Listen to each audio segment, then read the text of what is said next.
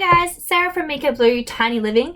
Bit of a different one today. I wanted to share with you my favourite things in the kitchen. So the kitchen was a really big deal for me in the tiny house. One of the first things I did when we were working out the design was I sat down and I worked out what was essential to me. I wanted to be able to cook. I've always cooked from scratch as much as possible, and that was a really big deal to me to be able to do that still. So the kitchen was arranged to maximise the amount of bench space that we had in one hit. And if you have a look at the photos, you'll see we've got stove, legal gap, sink, and then the rest of it is all in one hit. And that was done very deliberately so that it was all together. Full-size stove, full-size oven. I've got two little stove top gas burners, which can be a little bit cumbersome because if you've got two big pots, they're not quite far enough apart, but it works. I've got a fully functional kitchen. So to me, what I kept in the kitchen was a really key part of what was important to me. So I wanted to share with you my favourite things. So my favourite things are my blue enamel cast iron casserole dish. This gets used a lot. It gets used as a pot on the stove. It gets used in the oven. I actually owned it for a long time before we moved into the tiny house, and I honestly didn't use it much. It was shoved away in the back of a cupboard, and it really wasn't used very much at all, I have to confess.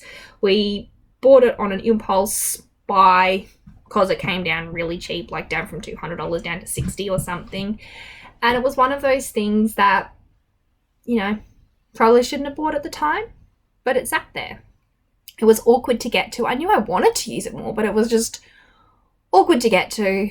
So when we moved into the tiny house, I decided I wanted to be really intentional with what I kept. And I knew that that was multifunction. It could go on the stove, it could go in the oven. Perfect. And because I only have two pots, it gets used a lot. And where it is, it's accessible. I can get to it. It gets used lots, especially in winter, because I found that doing a roast or doing a casserole is a really good way to warm up the house. That bit of heat, run the oven for a couple hours is what it takes to take the edge off the house. Perfect. So my next favorite thing is the glass cookware with lids. So gone are the days. I used to have Tupperware, actually. I spent a lot of money on Tupperware about 8 years ago. And I realised it didn't work for me. I kept losing food in the fridge all the time because of the plastic containers. And, you had to cook and then transfer it into a storage container. Some of them couldn't go in the fridge and some of them were supposed to go in the fridge, and some could go in the microwave and some couldn't go in the microwave. But I realised that, our storage space was precious and multifunction items were best. Where I'm at now, I prefer to avoid plastic anyway because of bleaching and chemicals and stuff. But anyway, I just love the glass dishes. Knowing that I can cook in one dish, cool it, stick the lid on, throw it in the fridge. It can go in the freezer. It can go, we don't have a microwave at the moment, but it can go in the microwave. And I can see everything. They stack beautifully.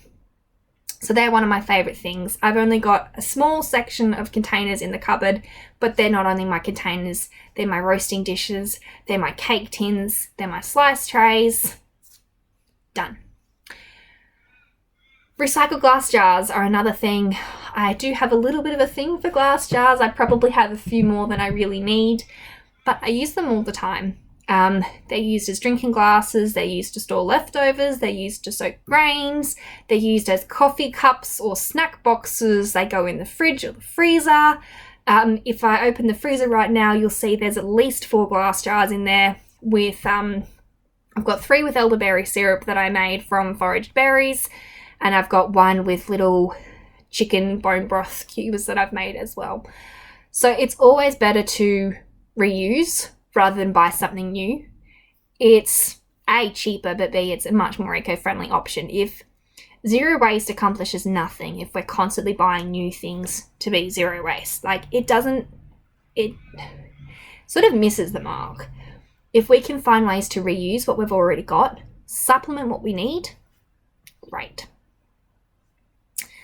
So yeah, I love glass jars and they get used to package gifts in. There was a couple years ago we did Christmas and I did things like dried fruit or homemade granolas in glass jars. It was really pretty. I liked it very much. Another thing that I love is a chopping board that's big enough to bridge the sink, because that gives me that little bit of extra preparation space. Originally the plan had actually been to use the cutout from the kitchen sink as a chopping board there, but unfortunately there was a bit of an issue with the installation. It didn't quite work out how we planned, but a wooden chopping board that's wide enough does the job perfectly. Another thing that I love is our wall mounted drying rack. It's actually been the perfect solution. Absolutely perfect. Being able to dry and store the dishes in one hit works perfectly. Taking it off the bench means that it's not using up some of that valuable space. It's functional storage, keeps things tidy, and it keeps us in check of how much we can have up there as well. So that's 5 things, and there's another thing which I've invested in recently, which is fast becoming an absolute favourite, is my cast iron frying pan. So this was a fairly new purchase, and look, I want to be really careful when I'm talking about purchases not to be encouraging consumerism. I'm very intentional with the things that I buy, or at least I try to be very intentional, but I've been realising that the frying pan that I've been using for a very long time wasn't Teflon, but it was another synthetic non-stick layer, and the non-stick stuff was starting to pull up, and I didn't like that. I didn't like the health impacts of this synthetic stuff that was coming off in our food. We've had this pan for a really long time. It was actually a gift to my husband many years ago, and it was time to invest in some good quality cast iron. So we actually invested in Solid Techniques. I'm so excited because I've been watching Solid Techniques since they did their Kickstarter campaign however many years ago, and going, I wish. And I managed to jump in on a wholesale order, and yeah, I'm really excited about my new frying pan, and it's becoming an absolute favourite. So between my enamel cast iron pot and my frying pan, I pretty much do everything. So I love that. So yeah, they're my favourite things about my tiny kitchen. Like, they're the things that I've kept in my kitchen which are my favourites, and they make cooking in a small space functional. So I hope that's been helpful for you. Maybe you've got some ideas, or maybe they're completely different to what you would pick. I know for some people, you know, they're very